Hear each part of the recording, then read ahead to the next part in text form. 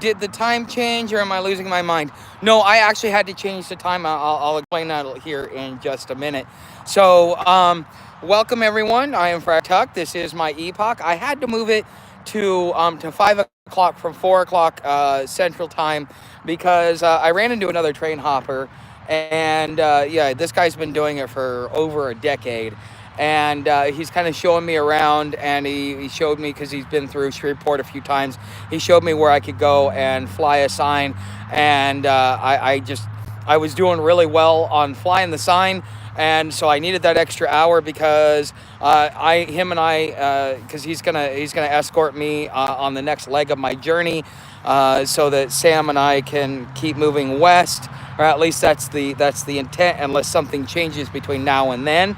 But we just meeting up with him and things like that. Things are kind of moving a little bit slow, but I'm getting to go with a seasoned veteran that has been doing it for about 12 years now. So it's really nice to be able to have somebody be my training wheels, just because. And the other thing is he's got a dog, and that dog is so much better behaved than Sam. But the dog's also a year older than Sam, and he's had the dog since the dog has been a puppy, so he's had the chance to train it. But I keep telling him, I'll trade you dogs. You can have mine. I'll take yours. But yeah, no, that's not going to happen.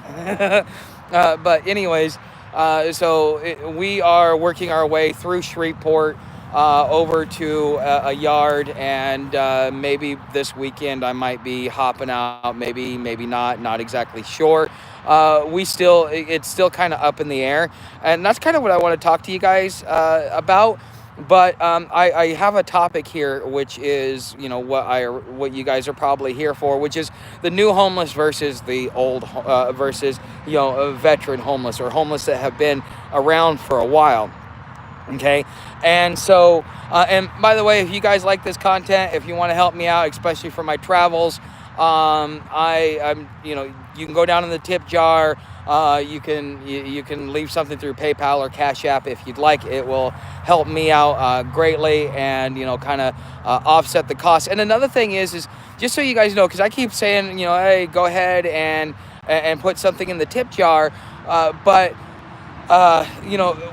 and I keep saying, well, it kind of helps me so that I can work on my content. So you guys have seen for the last probably about a week now, because I had enough money put in my tip jar to where I could not only we could travel further west, but so that I could actually have the time to sit down and make the content.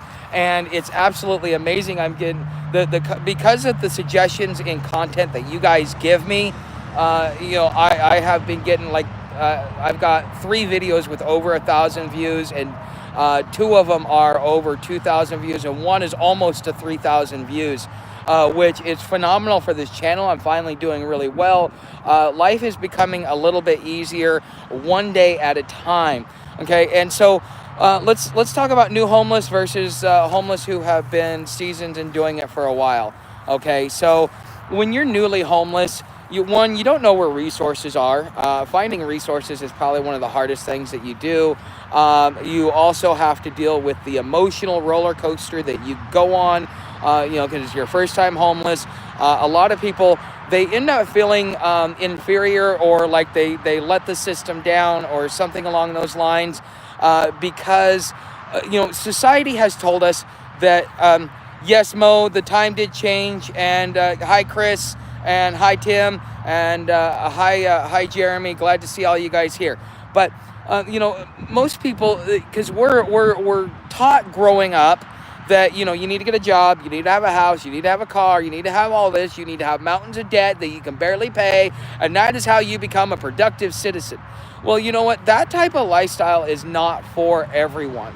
Okay, and not only that, when you become a debt slave, eventually it's a house of cards, and it's going to come crashing down on you. And so that is what will end up leading you down the path to becoming homeless the first time to begin with.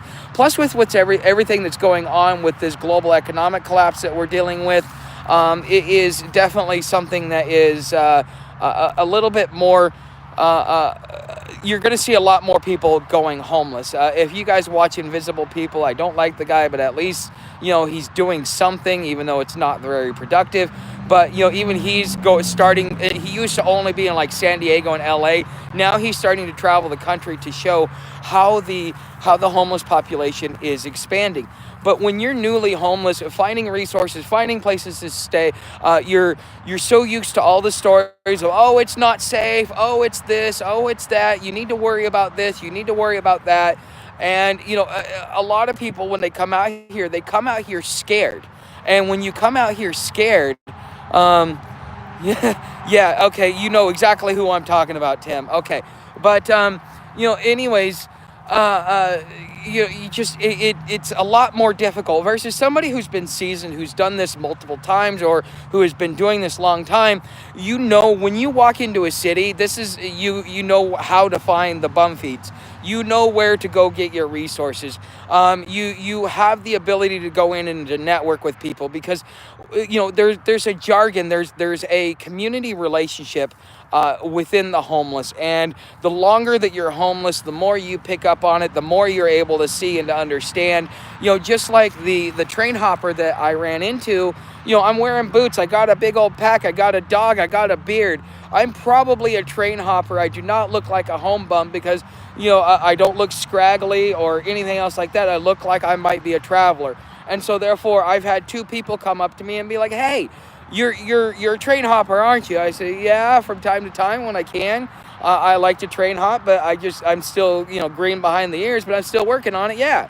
And so, you're able to exchange stories. And when you exchange stories, what that does is that creates trust, because there's very little trust within the homeless community. And this is what the seasoned people can do versus somebody that's newly homeless.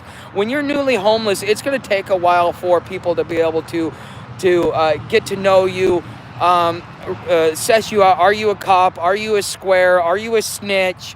What is your drug of choice? What are your personality traits? What are your habits? Are you a scumbag? All these different things, do you honor what you say? And so in a lot of ways, the first 3 months that you're homeless, think of it like a job interview, but a long job interview. And with that,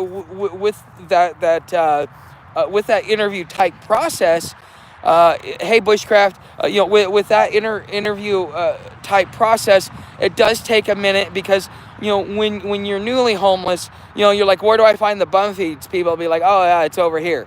The way that homeless give directions versus the way that housed people give directions, or that people that generally give directions, it is one of those things where you got to understand where how to be able to interpret the directions. Oh, it's over here at this church. Well, as soon as I give you the name of the church, you should be Googling it if you can't find it, if you've got access to maps. Or like what I do is I say, look, I haven't even been here 24 hours. Where is it? Oh, you go down here, you take a left when you see this, because it's all based upon landmarks. It's all based upon different things. And so the average person will spend, when you're newly homeless, you will spend so much time being dependent on those services and being dependent on the handouts versus those that have been doing it for a while. Because so I know that just like today, we are so far away from any type of bum feed that if I didn't raise any money, I wouldn't be able to eat. Well, that's why I go out, I fly a sign. Sometimes people give you food, sometimes people give you money, sometimes people give you cigarettes. Some people, love to take pictures of my sign. I got told today, oh yes, this is a classic, so on and so forth. And, it is something that a seasoned homeless person has the confidence and the knowledge that knows that, yeah, there may be 100 people that are passing me by. 1 or 2 of them will help me out. And those 1 or 2 people will give me just enough so that I can survive. Okay, so that I don't have to go and be tied to a bum feed. Because here's the thing, when you're newly homeless and you start going to all these different services, most of your time will be stuck waiting in line, waiting around for services, because it's like, okay, well, I got to go over to the other side of town. Okay, so you go over to the other side of town, but you get there like a half hour, 45 minutes later. What are you going to do? Most people will just sit there and wait. Well, you know what? A seasoned homeless person is going to be like, yeah, no, I'll show up if I can't raise any money, or if I can't raise any resources or anything else like that. I will I will go out and I will raise the money on my own, or do it on my own, because there are people out there that care enough. But here's the thing: you're getting maybe 5% of society that is actually being helpful. The other 95% looks at you and just goes, "Get a job, bum. You're a loser. Oh my God, not another one of these guys." So on and so forth. And you got to be able to have a thick skin. And when you're newly homeless, you're so worried about what people think about you. Oh, I got to get a shower, I got to get a job, I got to do this, I got to do that. Well, you know what? Have you fixed the issues that brought you out here to begin with? And it has nothing to do with employment. That is just the that's just the most obvious thing that most people think is, oh, you got to go get a job. No, it has to do with personality issues. It has to do with, how are your money handling skills? How is your self-discipline? How are your finances? How is your skill set? Because the truth is those that come out here, and even when I was talking with this hobo out here, we were having a conversation. He's like, yeah, if I get tired of things, I just grab a pack, I hop on a train, and I go somewhere else. And I know I'll be fine. I know everything will be okay.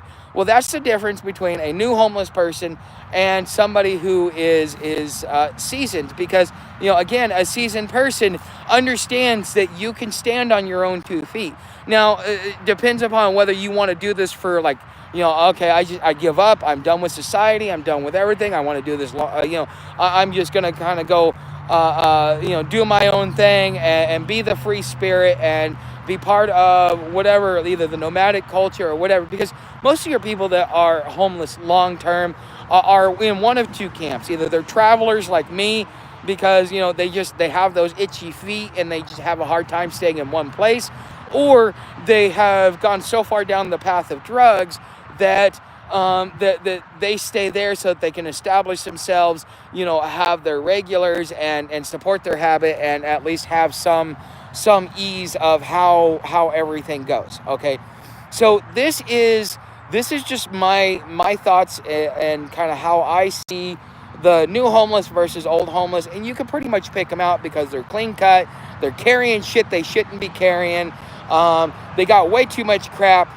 They're too worried about getting inside, because when you're newly homeless, you've never been outside, when it's hot, when it's cold, when it rains. You haven't got to deal with the full spectrum over like a 36 hour, 48 hour period of time, where it was 40 degrees this morning, it's 75 degrees today, and it's gonna rain tonight.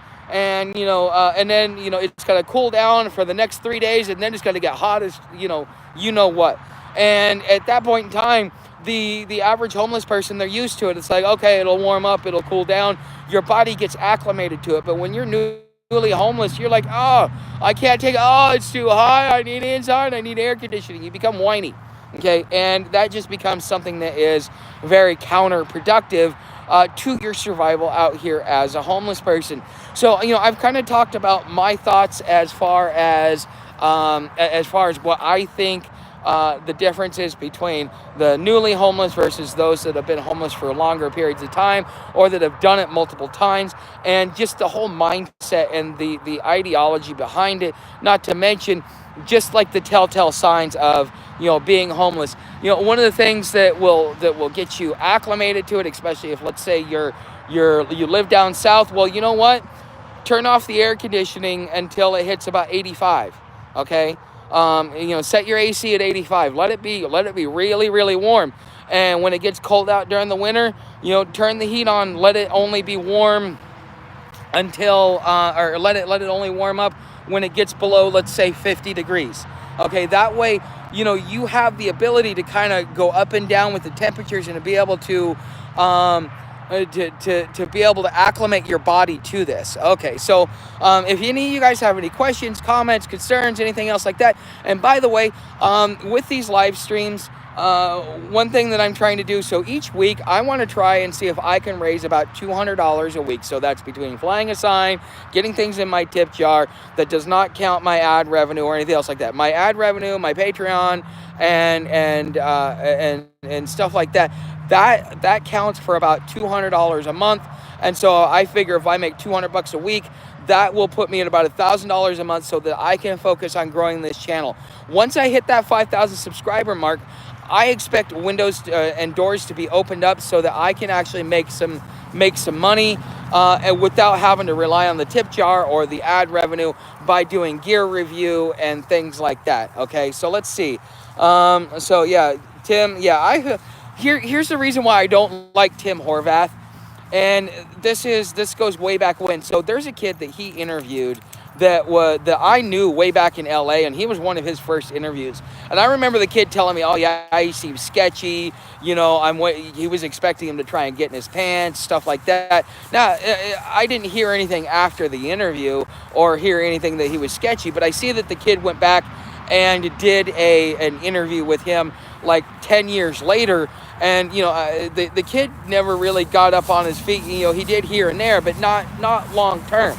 Okay. And then I watch his videos and he's like, okay, the guy has 500,000 subscribers. He has the ability to, because he has his pulse on what's going on within the homeless community, just like a lot of these advocates, he has the ability to actually, you know, bring to light what's going on with Bakersfield and, you know, at least make the public aware that the homeless, being homeless is about to get much more dangerous than it already has been. But yet instead, all he wants to do is sob stories. Who knows whether or not he pays the people? You know, I mean, at least when I do an interview with somebody, I'm going to give them $5 and I tell them this is more than what I make on the video. But I don't do interviews very often either. Now I may start doing a little bit more interviews, but I leave that up to him. If you want to watch interviews and sob stories of feeling sorry for the homeless, he's the guy to watch. But, you know, he's not going to do anything to actually help out the homeless situation. He's not going to do anything to make the situation better for us other than just show what homeless sweeps do. But, you know, people don't care. They're just there to kind of get that feel-good story. They're not really caring about what's going on, okay?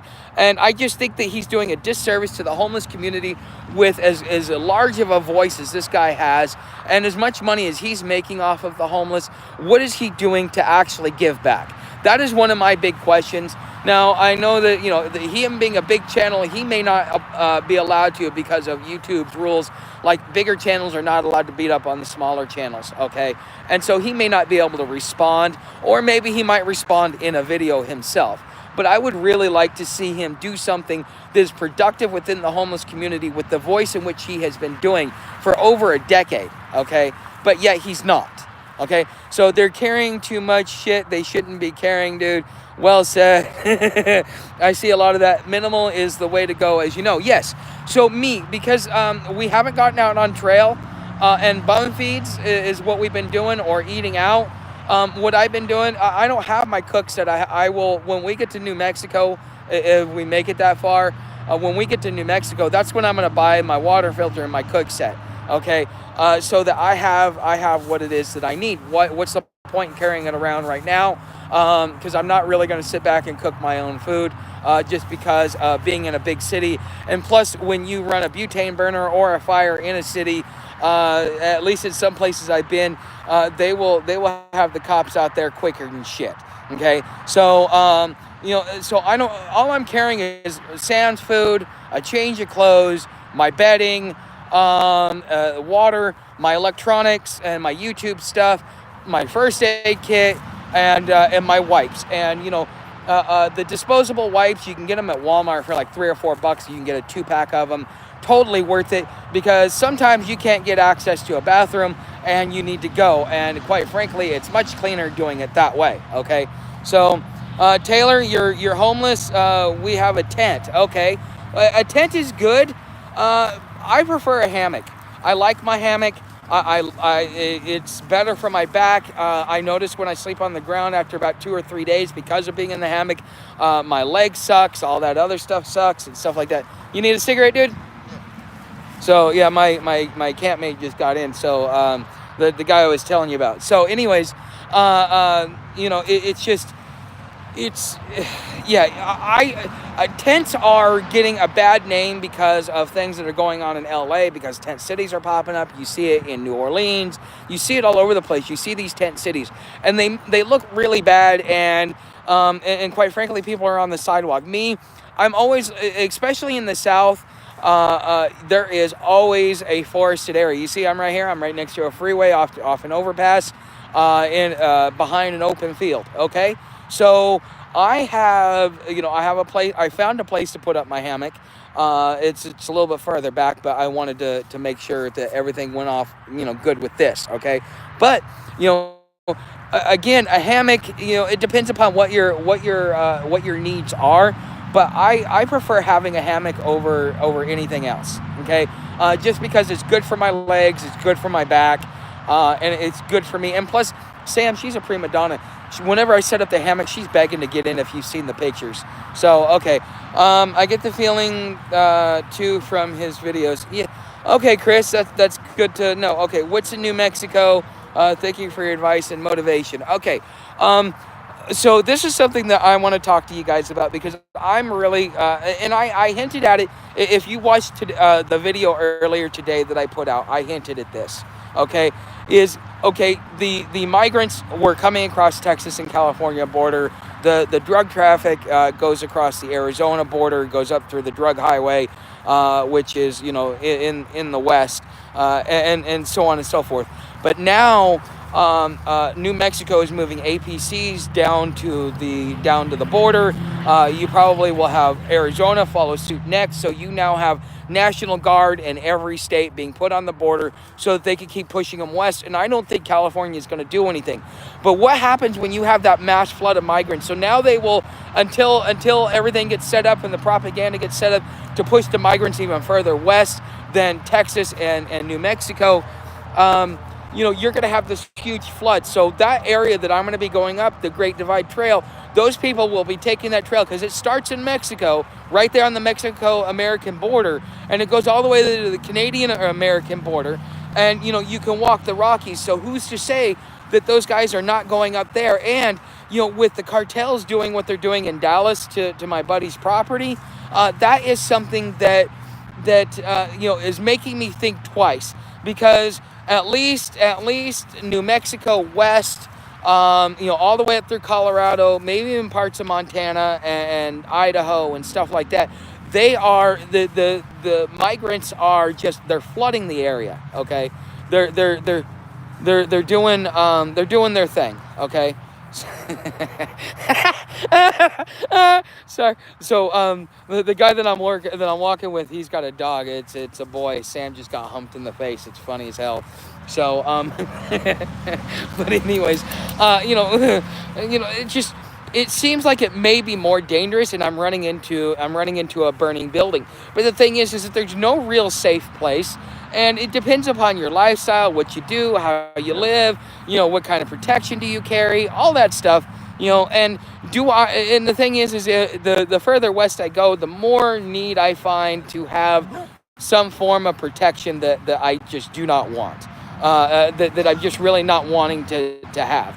And that is my biggest concern. So I am in the process of possibly rethinking, am I going to continue moving west, or what I could do, because there's also a northern trail. It's called, I think, the Trans-America Trail.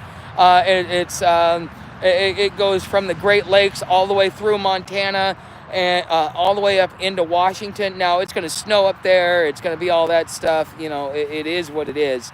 And it would be rough, but the thing is I won't have to deal with the migrants. I won't have to deal with the cartels, because and a lot of the crime and a lot of the dumb shit that goes on. I won't have to deal with that if I just stay north versus moving west. Okay, and that's just my thoughts. I'm still pondering it. I'm still thinking about it. And, I may end up in New Mexico just because I'm indecisive and I wait too long to make a decision. Okay, but if I do go north, I will go back to Cincinnati because I got some friends there. I want to see them before Sam and I go out on trail. We can go through Minnesota, and there's like 1,000 lakes. My former buddy, Prophet, he actually, he was showing me pictures and all kinds of stuff, and that trail is a really nice trail. And I won't have to worry about mosquitoes or anything else like that. And there's plenty of lakes, plenty of water for Sam to go jump in. And but the thing is you only get maybe 4 to 6 months of decent weather before it's just absolutely miserable, which means I need to be prepared for sub-zero temperature. Again, is that something that I want to do? Is that something that's going to propel me to the next stage? Or do I just, I also have another option, which is I can go back to Florida now that they're doing mandatory homeless camps, where they're putting you in these regulated camps. Maybe that's something I go back, I document, and I give people an inside look of what's really going on, because I'm one of the few people that can get in there, because I can get my medical marijuana card, but I don't need alcohol. I don't do the white dope. I just smoke my weed, and I'll drink a beer if I don't have my weed. Okay, and that's just kind of the way things are. But I may go back there and do something like that, but I don't know what to do. I got too many options, and there's too many variables, and again, there's really no safe place to be. And again, another thing is, it has to do with the circles that you run in, the lifestyle that you live, and all that other stuff. Because I may never get caught up in any of that, because I don't do the white dope life anymore. I don't do it at all. I never have. I don't. I keep to myself. I gray man it wherever I am. It is what it is. Okay. So that's what's in New Mexico to answer that question. Okay. Okay. Hold on. Okay. We're told to be content with food and clothing. Shelter isn't even mentioned, much less big homes. Yeah, that's true. I'm from England. You're so blessed to have so much beautiful landscape and area to chill in. The migration is destroying the USA. Yes.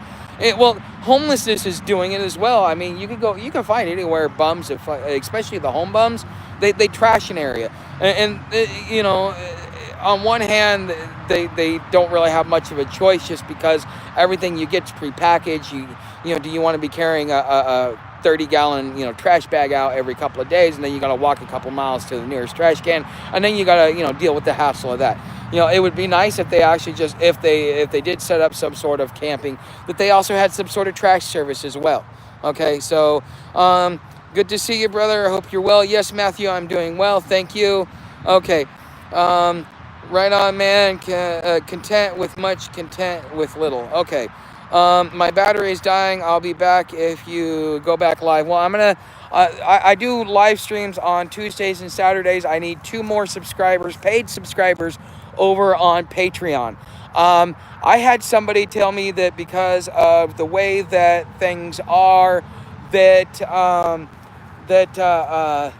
maybe I should do a $5 membership. Now, there is a $5 membership for behind the scenes. I could possibly do a $5 membership for the hobo tutorials, but honestly, I think that is worth 10, especially with inflation. And plus, I'm losing about 20%, so I get $3 out of the $5. So even if I do by volume, I have to have so many subscribers, and I'm willing to do it if I have a commitment of at least another 10 people that would take advantage of that. But I think that the hobo tutorials plus the behind the scenes, I think it's a banging deal. I think that it is worth the money, and plus the thing is I think that the behind the scenes is going to be where the live streams go. So if you're in the behind the scenes or behind the scenes plus hobo tutorials, you will get access to the live streams. When I first do it for probably the first month or 2, I'm going to open it up for all Patreon members, paid or unpaid, and then it will slowly go back behind the paywall, because I want to be able to talk uncensored. Okay, so but that is that, and that's kind of where we're going with that. I would like to know what you guys think. Should I do a $5 hobo tutorial? I mean, all you're going to get is hobo tutorials, 4 videos a month. You're not going to get behind the scenes, and you're not going to get the live stream. Okay, so I mean, is that worth $5 to you? And do you think that is something that I should do? I understand $10 is a lot nowadays, but I just paid $3 for a cup of coffee at Circle K. I mean, that's more expensive than a large coffee at Starbucks. Okay, so okay. So my bad. Okay. Paralysis by analysis. Okay. If you go north, you can ride the High Line. Okay. I'll have to ask my train hopping friend. Okay. Stay the hell away from those camps, brother. Um. I don't know. By the way, world is not all it seems. Thank you for the here. Let me give you. Thank you for the super chat. Much appreciated. All of that goes towards what I'm trying to raise. Thank you very much. Okay. Why should I stay away from the camps? I think that I have the um, I have the uh, I have the ability to market it, and plus, with the money that I'm making from YouTube and all that stuff, I also am, I will be off the streets if I choose to, or actually, I'm not really going to get off the streets. What I'm going to do is buy about 5 to 10 acres worth of land and start building my own little bushcraft dwelling. Build my house by hand and everything else like that, and document it, and that will be the next phase of the channel. Okay, that is kind of like where everything will end up being long term. Okay, is eventually what's going to end up happening if time allows for it. I will, I want to be able to buy a small plot of land next to some water, and just do my own thing. Okay, and document everything that I'm doing, so that if somebody just wants to watch it for entertainment value or for educational, they can. Okay. So, Chris, thanks for joining Patreon. Once you sign up, that means I need one more person, and then what will happen is I will give you guys kind of like a week's notice. Make sure that if you become a Patreon member, all Patreon members, paid members, get access to the chat function. There is a group chat. That is where everybody will be able to network. You are the customer. Okay, but the thing is what value does paying $5 or $10 a month bring you for coming over to Patreon? Not only do you get the videos, but you also get access to networking with other like-minded people that will that you can network with. Hey, I need this, you need that, so on and so forth, where it actually becomes beneficial to be able to network with people that you know, because I really want to make it a community. That's what I'm really, really striving for. And the bigger it gets, the more I'm going to push the whole community thing. But like right now, I'm just trying to get to 10 paid members, just because that's what I'd like. Okay, that's the goal I set for myself. And, as things grow, so on and so forth, and I'll keep marketing it over here. So I wish you well, and all you do. I've subbed. I'm going to follow you on your journey. I'll donate as much as I can. Hey, whatever you donate, it's the thought that counts. It's much appreciated. It's not how much you donate. It's the fact that you have enough compassion for your fellow man, that you look at him and go, okay, I am my brother's keeper. My brother is doing something productive, and he's in his spot. And so therefore I want to contribute to it, because in a lot of ways, you have the ability to push the homeless to do the things that you want them to do. For example, when I fly my sign for entertainment purposes, I make quite a bit of money, doing it that way. And the thing is now I tell everybody, look how much money I made because I did it this way, and this is what I'm doing, and people absolutely love it. And so what will happen is people will slowly migrate over there because they want to survive. Okay, and so what will happen is that will be what influences the homeless to move in a more positive direction. But the thing is it's all dictated on whether or not they are going to survive, and this is why you were your brother's keeper. I mean, but that's just my personal thoughts on it. And that's the way I have felt for the last 30 years of my life. Okay, so too funny. Okay, you can get chat with me. I'm lonely in the chat room. I'm signing in all by myself. Yeah, I do check my messages. I check Patreon at least once a day. I will keep more of an eye on the chat function, Jeremy. If you saw, I did respond to you. Yes, that's where all the cool kids stay. So just don't get captured by some FEMA people, brothers. Safe travels, you and Sam. Looking forward to your next video. Well, thank you very much. Now, do you guys have any topics that I haven't covered in my long form content that you would like me to cover, because again, the ideas that you guys are giving me are really helping me out. So like not the 10 what is it, the 10 places to eat.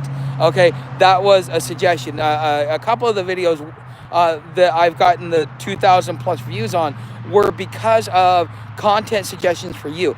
I don't necessarily know everything that everybody is searching for. I've been doing this for so long. The only reason why I searched the homelessness, the homeless topic before I went homeless, is just because I wanted to see what had changed, what was going on. But there's not really anything out there talking about this is how you survive. This is how you make the changes in your life. This is what you need to do if you want to be able to make a lasting change in your life.